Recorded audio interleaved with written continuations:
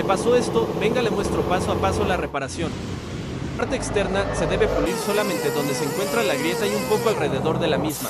Este no es un pegante cualquiera, es un pegante que resiste las altas temperaturas. Cortamos el caucho a la medida necesaria, tiene que ser lo más centrada posible. Ahora con el caucho blando empezamos a rellenar el hueco externo capa por capa hasta que quede lleno completamente y sobresalga un poco, ya que esto ayuda a que el material cuando se derrita llene todo.